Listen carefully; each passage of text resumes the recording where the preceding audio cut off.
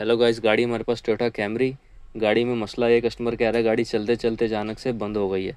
तो चलिए गाड़ी को चेक करते हैं क्या मसला है गाड़ी में। तो सबसे पहले हम गाड़ी को स्टार्ट करके चेक करते हैं। ये देखिए सेल्फ ले रही है लेकिन गाड़ी स्टार्ट नहीं हो रही। तो इसका सबसे पहले फ्यूल पम्प का करंट चेक करते हैं हम। ठीक है, तो मैंने यहाँ पर इसका ग्रिप निकाल लिया फ्यूल पम्प का, उसमें टेस्टर लगा दिया है और अभी सेल्फ मार के एक दफ़ा हम चेक करेंगे इसमें करंट आ रहा है कि नहीं आ रहा। सही है भाई, आप स्टार्ट करें, मैंने टेस्टर लगाया हुआ है। तो अभी आप देखें यहाँ पर भाई सेल्फ मार रहे हैं लेकिन यहाँ पर करंट जो है वो नहीं आ रहा है। ठीक है, सबसे पहले हम इसके फ्यूज़ चेक करते हैं क्योंकि करंट नहीं आ रहा है।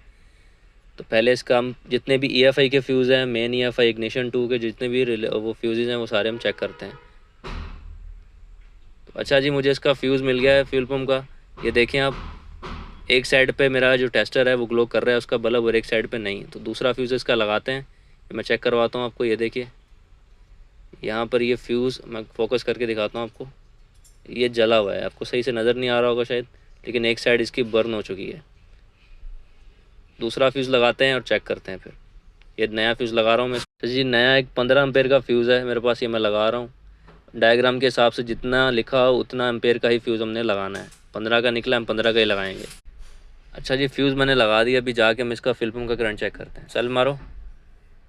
ये देखिए जी, फ्यूज़ का इशू था हमारा, जैसे हमने फ्यूज़ लगाया हमारा करंट आ गया। स्टार्ट देखिए, गाड़ी हमारी यहाँ पे बिल्कुल स्टार्ट खड़ी हुई है। यहाँ पे हमारा जो मसला है वो हल हो चुका है। हमारे फ्यूज़ का इशू था जो कि बर्न हो गया था। ये इसका जला हुआ फ्यूज़ है। गाड़ी में एक दफ़ा अंदर से भी दिखा देता हूँ आपको, मीटर से भी।